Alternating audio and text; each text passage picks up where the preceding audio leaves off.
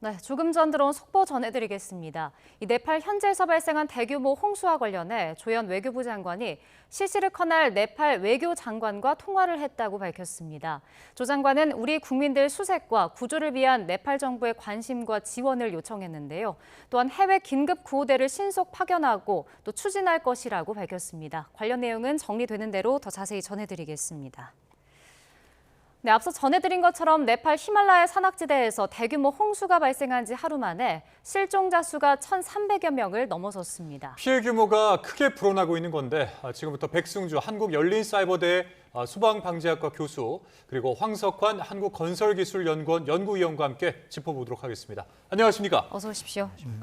네, 계속해서 저희도 전해드리고 있는데요. 일단 네팔 히말라야 산악지대에서 이제 대규모 홍수가 발생했습니다.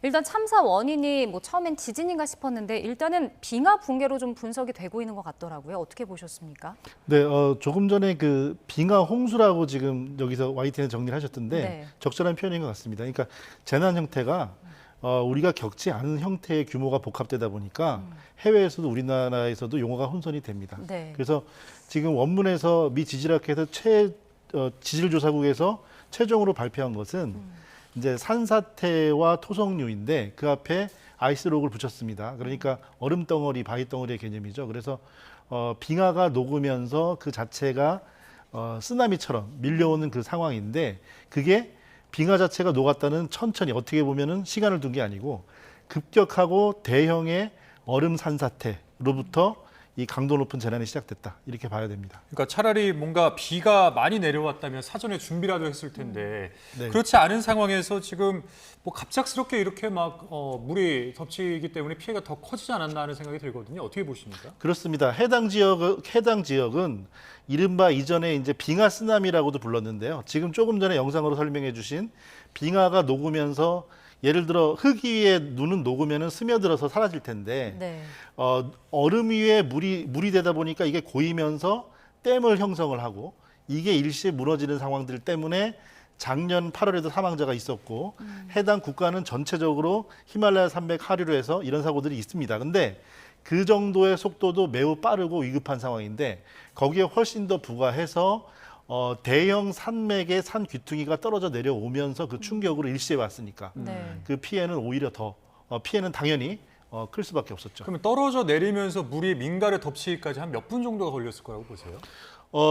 현재 그 19분 정도의 시간이 있는데요. 그러니까 56분에 그 해당 정보를 수집을 하고 네팔 정부 당국에서 예. 4분 만에 경보를 발령해서 신속하게 움직였습니다. 근데 정보 인지 단계가 사실은 관찰이었어요. 그렇게 되니까 그 이전에 미 지질조사국에서 4.4 규모의 지진이라고 착각한 지진파가 발생한 그 시점이 사실은 산사태 충격이 가장 컸던 시점이겠죠. 네. 그러면 19분의 사이가 인지가 안 됐다.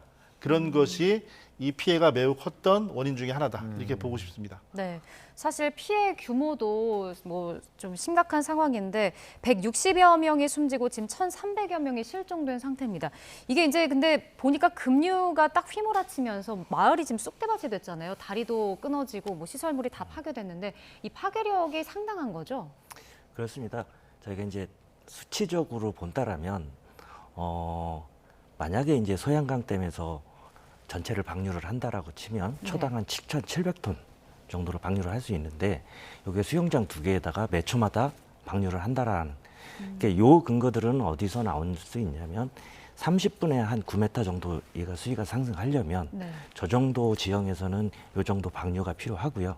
그렇기 때문에 저거는 상류에서 어떤 대규모 산사태로 인한 아까 말씀드렸던 빙하호가 터지는 상황이 아니고서는 저런 상황이 벌어질 수가 없어서 지금 관측된 상황 그리고 예측된 상황으로는 그게 가장 유력한 지금 상황인 거고요.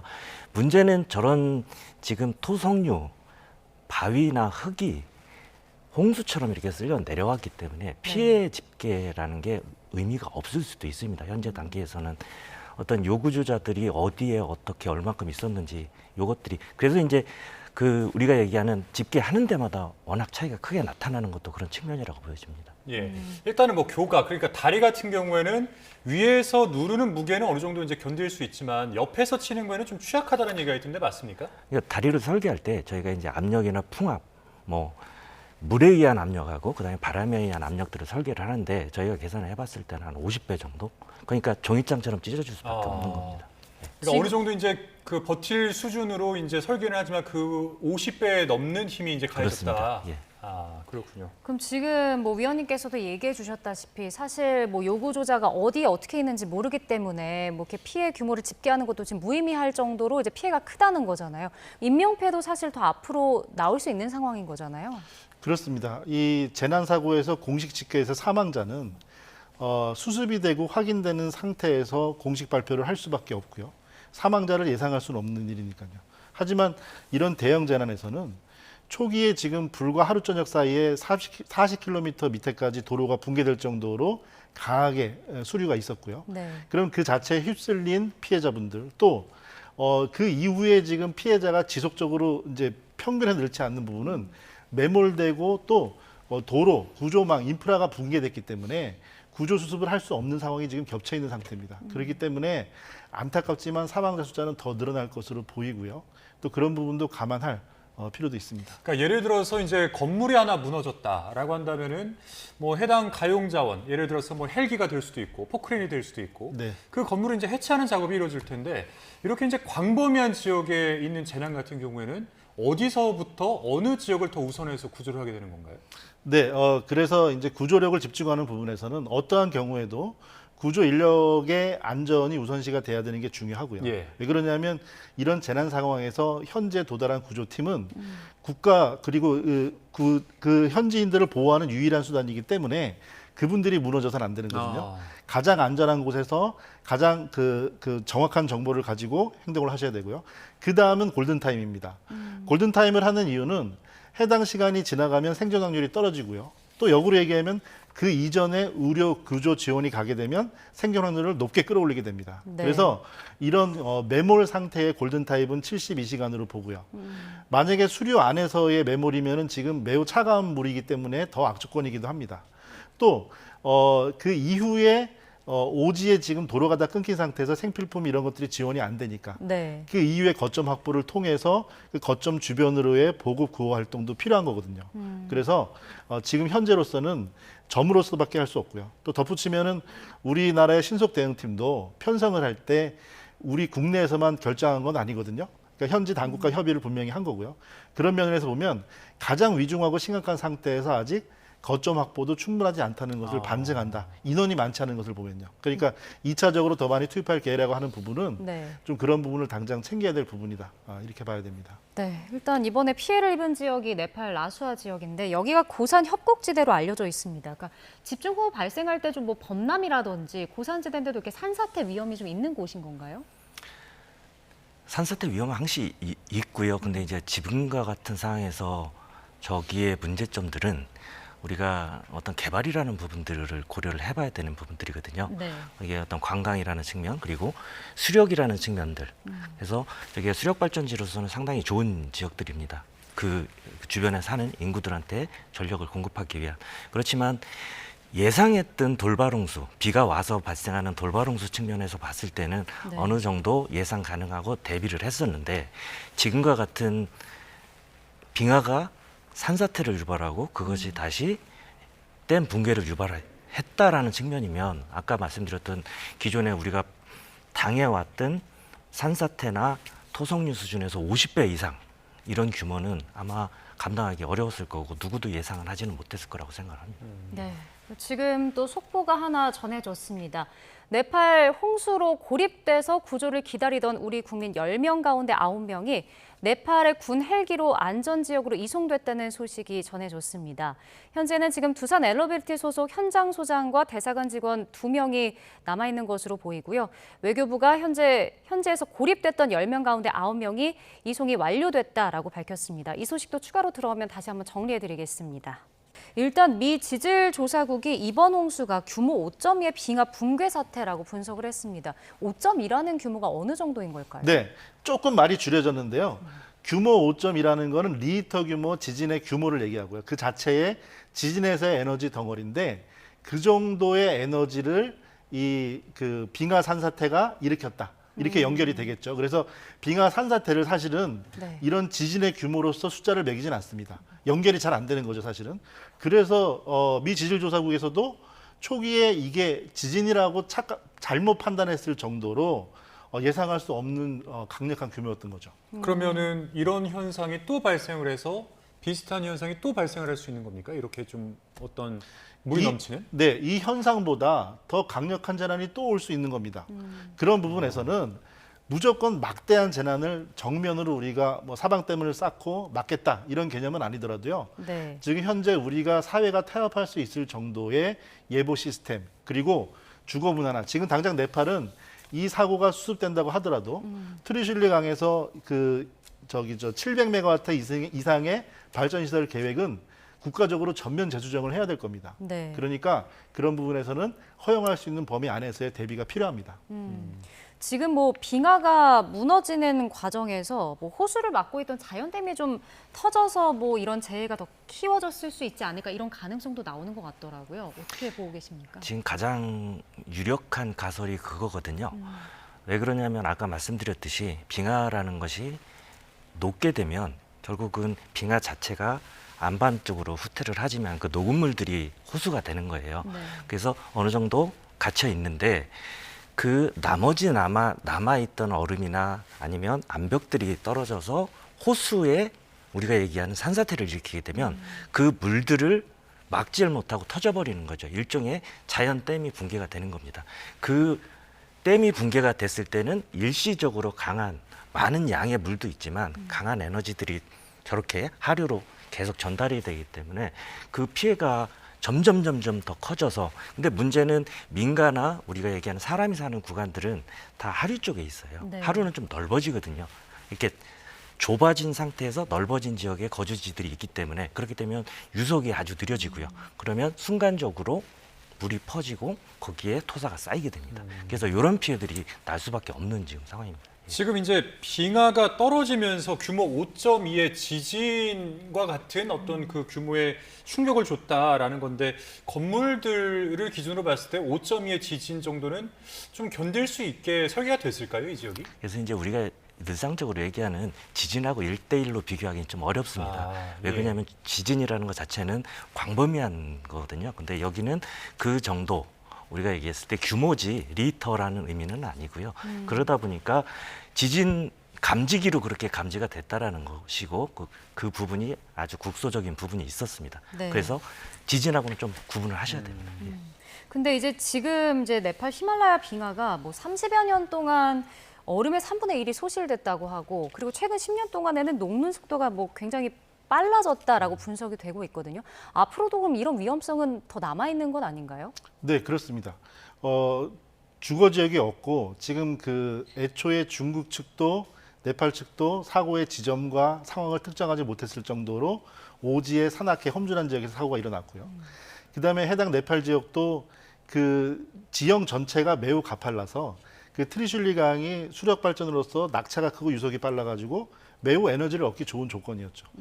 그런 상태의 큰 그런 그 조건 위험이 있었는데 어떻게 보면 기후의 불균형 이후에 원인이 어떻게 됐던 기후의 불균형 이후에 해당 그 눈이 녹고 2000년대 21세기 이후에 녹는 양이 그 이전의 평균보다 2배로 늘어났으면 네. 수력 발전을 하기는 좋은 조건이 되었다. 이런 환경이 이제 해석이었죠.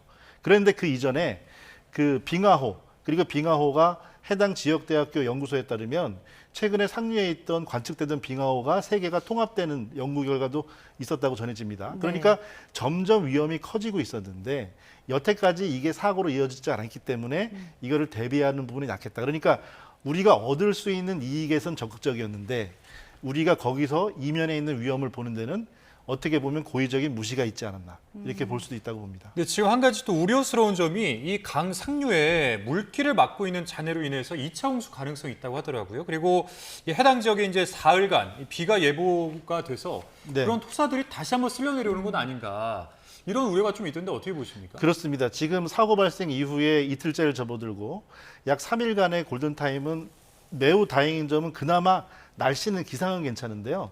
지금 우기 지역이고요. 지난 주말에도 비가 많이 왔고 다음 주도 비 예보가 있습니다. 그리고 말씀하신 빙하호도 한 번에 한 번에 이어지는 게 아니고 위험이 축적되고요. 지금 토성류 잔해 저런 것들이 쓸려 내려오다가 정체가 되게 되고 저런 부유물들 부서진 것들이 이제 고정이 되잖아요. 그렇게 되면 녹으면 녹는 대로 일정하게 내려보내던 이 강물이 어디선가 막히게 되고 다시 쌓이게 됩니다. 그러다 붕괴가 되면 그게 또 다시 어떻게 보면 빙하오, 2차 피해가 되는 거죠. 그래서 그런 상황이 있기 때문에 지금 현재는 안정수위를 정해서 그 밑으로는 통제를 해야 되겠고요. 당장의 이재민들에 대한 구호가 필요한 겁니다. 빙하가 떨어지면서 일부 산지가 좀 떨어져 나왔을 텐데 네. 그럼 그 부분은 좀 약할 거 아니겠습니까? 그런데 이제 비가 내려서 그 산지가 또 물을 머금게 되면 또 굉장히 무거워질 것이고 네. 그럼 전체적으로 산사태를 좀 조심해야 되는 그런 상황까지 올 수 있지 않을까요? 그렇습니다. 그래서 근데 지금 해발 5,200m 높이에서 1,200m의 산 한쪽에 깎여서 완전히 떨어지는 게 위성 사진으로 확인이 됐고요. 네. 비가 와서 젖는 함수에 대한 부분은 사실은 안반층 상부에 어떤 함수율에 영향을 많이 끼칩니다. 그러면 지금 현재는 절개가 됐으니까 말 그대로 포장이 벗겨진 상태가 되는 거잖아요. 그러니까 그 주변의 위험도 그렇고요. 그것을 떠나서 이런 방대한 균열이 이 험준하고 반복된 여러 산맥 중에 한 군데에서 일어난 사고이기 때문에 다른 것도 내부적인 균열과 이런 것도 있을 수 있다고 봐야 되는 거기 때문에 이런 사고, 이거보다 더 큰 사고가 일어날 수 있다. 이렇게 예상을 하고 지금은 인명피해를 줄이는 대책을 세워야 됩니다. 네. 거기다가 이제 네팔 인근에 왜 빙하호도 지금 2만 개 정도가 산재돼 있다 이렇게 알려지고 있거든요. 이 부분도 좀 저희가 주의 깊게 살펴봐야 되는 것 아닌가요? 예, 그렇습니다. 실제로 주변 국가들을 보면 인도도 그렇고 과거에도 규모는 이거보다는 작지만 이런 사례들이 상당히 많이 있었습니다. 그렇기 때문에 지금 상태에서 저 지역만 저희가 본다라면 전체를 보지 못하는 그런 상황이 될 수도 있고요. 네. 그래서 지금 상태에서는 저 조건이 이루어졌다는 건 그 주변도 동일하게 저 정도 규모의 피해가 발생할 수 있는 충분한 조건이 됐다라고 봐야 될 것 같고요. 그래서 지금 네팔 같은 경우에는 하여튼 그 주변에 대한 전체적인 조금 그럴 상황이 지금 어려운 상황이긴 했더라도 조금 주변국들에서 그런 정보들을 공유를 해서 좀 그런 취약 붕괴 조짐이 있는지는 서로 정보를 공유를 해야 될 것 같습니다. 예. 뭐 앞서 이제 저희가 속보로 전해드리긴 했는데 고립됐던 10명 중 9명을 이송하는 것을 완료했다 이제 이런 속보 전해드리지 않았습니까? 그런데 현지에 이제 2명 정도가 잔류가 됐습니다. 이건 왜 그럴 거라고 보십니까? 네, 지금 현재가 매우 가장 위중한 상태고요. 해당 접경지역의 제보 영상 바로 그 인근에 그 트리슐리 강에서 발전 시설 중에 가장 처음 시작하는 그래서 이름 자체도 UT-1이 트리슐리 상류의 첫 번째 발전소입니다. 그게 우리 근로자들이 매립된 곳이고요. 실종된 곳이고요. 정확히. 그러면 현재 상태이기 때문에 가장 위험한 부분에 거점 확보가 안 됐을 것이고 앵커께서 말씀하신 예를 들어 두 분이 남겨진 상황은 추측건데 지금 현재는 통신이 실시간 통신이 아니고 통해서 전해지고 있습니다. 그래서 이분들이 실종 당시의 상황 그리고 해당 공사가 내년에 이제 그 가동을 시작할 거기 때문에 전체 프로젝트가 80% 정도가 완료가 됐습니다. 근데 아까 그 인터뷰 영상에서 우리 베이스 캠프와 해당 시설들이 90% 가까이 소실이 됐다 얘기를 했습니다. 네. 하지만 사이트로서 우리 실종자분들이 계신 권역은 일단은 특정할 수 있는 부분은 어떻게 보면 장점일 수 있겠습니다. 그래서 그런 부분을 안내하고 또 상황을 전달하고 하는 부분에서는 가장 정확한 것이 현지에 계신 근로자이실 것이기 때문에 그런 이유로 남겨주신 것이 아닌가. 그렇게 좀 우리가 봉사를 해주시는 게 아닌가. 좀 이렇게 추측해 봅니다. 네, 일단 그리고 현지에서는 이제 수력발전소 건설하던 한국 남동발전, 두산 에너빌리비티 직원과 이제 관계자 9명이 연락 두절된 상태인데 일단 현장에서 뭐 전력이나 통신망이 좀 끊긴 것으로 보이더라고요. 뭐 생사조차 지금 확인이 안 되고 있는 상황인 거죠? 예, 맞습니다. 그 지금 생사를 확인하기 위해서는 그 요구주자들이 어느 위치에 있는지 정확히 파악을 해야 신속하게 구조가 가능한데 지금 이 발전소 자체가 상하류로 상당히 수십 킬로에 이를 정도로 긴 형태를 가지고 있습니다. 그렇기 때문에 작업자들이 위에서 아래까지 분포해 있는 그 거리가 상당히 멀다라고 보시면 됩니다. 그렇기 때문에 그 요구주자들이 9시 반쯤에 이제 작업을 바로 시작한 상태였기 때문에 네. 아마 작업 시점에서 멀지 않은 쪽에 있을 거다라는 거는 저희가 가장 먼저 추측할 수 있을 거고요. 그런 측면에서 구조를 시작을 해야 될 거라고 생각을 하고 있습니다. 알겠습니다. 오늘 두 분 말씀 여기까지 듣겠습니다. 지금까지 백승주 한국열린사이버대 소방방재학과 교수, 황석환 한국건설기술연구원 연구위원 두 분과 함께했습니다. 오늘 말씀 고맙습니다. 고맙습니다. 감사합니다. 감사합니다.